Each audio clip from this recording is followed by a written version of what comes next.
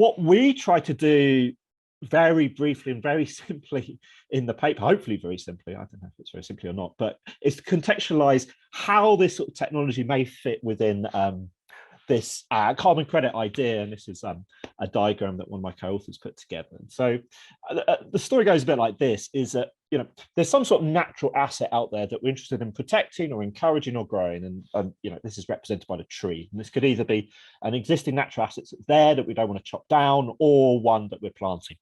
And, you know, by protecting that natural asset, we are saving the emission of CO2, either because it's sequestering new CO2 or it's stopping the emission of that sort of stuff. And on the basis of that natural asset performing that job, we have a carbon credit that's issued that is, you know, an esoteric, it's a non-tangible property, basically.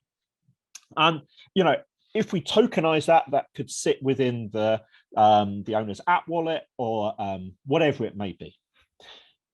Now, the validity of that carbon credit, the emissions reduction that's associated there with trees, is predicated on that tree still being there and performing its duty and basically sucking up carbon and not being chopped down and not being damaged.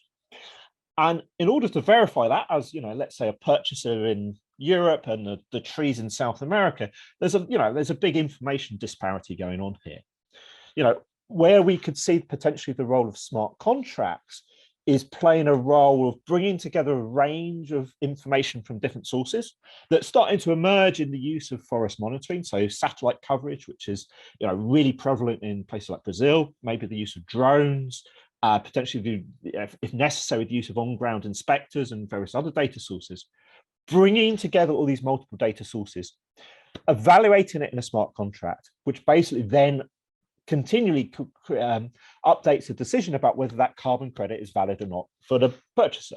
And if something happens, which unbeknownst to the purchaser, that destroys the validity of that natural asset, that in turn destroys the validity of the carbon credit, the process would update and the carbon credit would adjust accordingly. And that, by doing so, you basically hopefully cut out transaction costs involved in the whole process, and also give validity and verifiability and veracity to the credit that the buyers are purchasing, but so that these guys know, okay, that actually what I'm purchasing is a valid credit and not something that is some bogus tree that was chopped down 5 years previously.